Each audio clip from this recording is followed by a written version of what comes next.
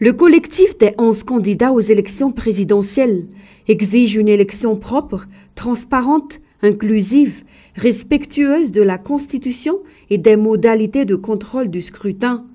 Le calendrier électoral devrait être maintenu, c'est-à-dire le 9 novembre 2023 prochain. Les pourparlers et rencontres avec les acteurs de la vie politique et citoyenne, initiés par le collectif avec comme objectif la recherche de solutions afin d'éviter une crise pré- et post-électorale au bénéfice de la nation tout entière. Nos réunions continuent pour trouver une solution à la crise, parce que nous avons constaté donc une crise grave institutionnelle. On parle de coup d'État institutionnel perpétré par la HCC et le gouvernement. Donc maintenant, j'ai fait le porte-parole des candidats à l'élection présidentielle. Nous sommes au nombre de 11 exactement. Donc pour réitérer notre desiderata afin que nous puissions faire des élections saines, loyales, transparentes et acceptées par tous. Le collectif pointe du doigt les institutions chargées d'organiser les élections, notamment la Haute Cour constitutionnelle et la CENI, étant donné la violation flagrante des lois, le traitement inégalitaire des candidats, les anomalies relevées lors de la refonte électorale et de la nouvelle liste électorale, pour ne citer que cela. Et aujourd'hui, nous rencontrons des problèmes au niveau de la CENI, des problèmes au niveau de la Haute Cour constitutionnelle, deux organes principaux qui organisent les élections. Donc on a des solutions à proposer, mais on voudrait parler avec tout le monde et on constate quand même que nous avons le soutien de la communauté internationale, nous avons le soutien à travers leurs déclarations, nous avons le soutien de l'ensemble des églises malgaches, nous avons également le soutien de la société civile, des syndicalistes et donc de la population malgache pour ça. Le dialogue et la consultation sont les démarches entreprises par le collectif pour résoudre les problèmes des élections présidentielles. En conséquence, les rencontres du collectif avec d'autres entités se poursuivront au début de cette semaine et on espère donc que des issues d'ici mercredi.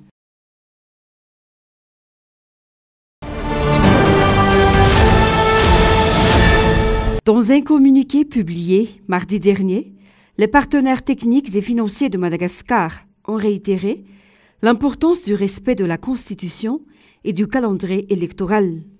Ils ont réaffirmé leur soutien à un processus électoral transparent, fiable, inclusif et apaisé. Les signataires du communiqué ont souligné également la confiance dans ce processus comme un élément fondamental pour l'acceptation par tous du résultat du scrutin. C'est également un élément permettant de garantir la stabilité à Madagascar. Les signataires ont rappelé leur attachement aux libertés fondamentales, la liberté de réunion et de manifestation pacifique, l'égalité de tous les candidats par les pouvoirs publics et les médias ont été soulignés. La communauté internationale a promis la poursuite du dialogue constant avec toutes les parties prenantes. En tête de la liste des signataires, il y a la délégation de l'Union européenne et la représentante de l'Organisation internationale de la francophonie ou OIF, sans oublier les autres chancelleries comme celle de l'Allemagne, des États-Unis, de la France, du Japon, du Royaume-Uni et de la Suisse.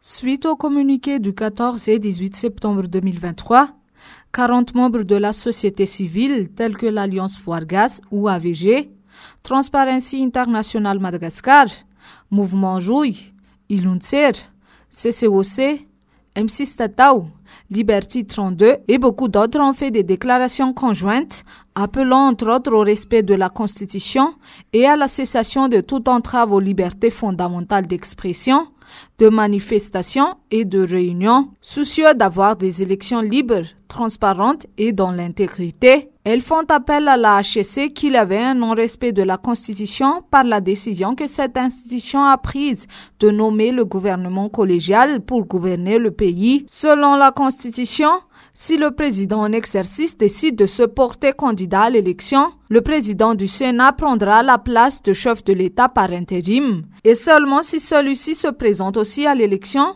le gouvernement collégial prend la place de chef de l'État par intérim. Les membres de la société civile ont confirmé que si le président du Sénat n'avait pas pris ses fonctions en tant que chef de l'État par intérim sans démission, cela signifierait qu'il a subi des pressions et des menaces, à savoir que celui-ci a déjà affirmé et réaffirmé à maintes reprises sa volonté pour reprendre le relais. Les sociétés civiles appellent à la Haute Cour constitutionnelle qu'elles doivent revenir à sa décision de nommer le gouvernement collégial pour gouverner le pays. Elle affirme que les sociétés civiles ne resteront pas silencieuses et unies face à l'injustice qui se produit dans le pays.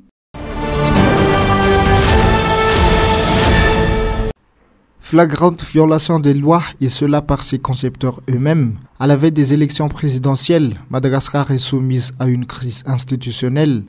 Vu les décisions prises par la Haute Cour constitutionnelle, l'opinion déduit que cette institution est devenue un instrument à la merci des tenants du pouvoir, où toutes les décisions prises sont basées sur des incohérences.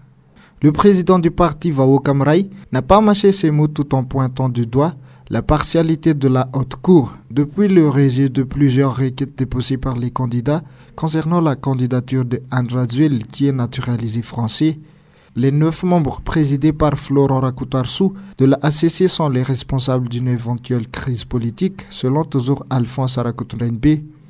En outre, le député élu dans le district d'Atsimjan, Alain Ratsimbazaf, évoque que la succession de déclarations des collectifs est un avertissement pour le pseudo-gouvernement collégial, ainsi les institutions gouvernementales. Il est temps de mettre fin au régime de Tsai Christian avant le processus électoral pour éviter toute contestation qui nuira de nouveau le pays. La répression de la liberté d'expression et d'opinion ne se limite pas seulement aux citoyens ordinaires et aux journalistes, mais elle affecte également les élus. Jusqu'à présent, le gouvernement fait recours aux forces de l'ordre comme outil effarteur pour terroriser les compatriotes.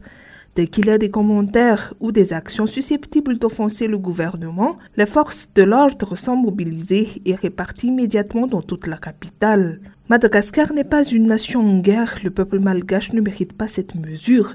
Selon le député de Madagascar, Tchouasse Léonore, la seule façon de rétablir l'ordre dans notre pays est le retour à l'ordre constitutionnel et à la démocratie. Il ne faut pas attendre à ce que le peuple malgache se révolte avant que le gouvernement agisse autrement, confirme-t-elle.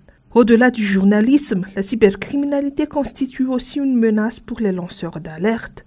Vendredi 15 septembre dernier, par exemple, Rangiatsut Sylvia, connue sous le pseudo Futsitsutsi, a été convoquée et auditionnée à la section de recherche criminelle de la gendarmerie à Fiadanan pour incitation à la révolte militaire, publiée sur son réseau social Facebook. Elle est restée pendant 48 heures attendant son déferment au tribunal de première instance à Anoussi.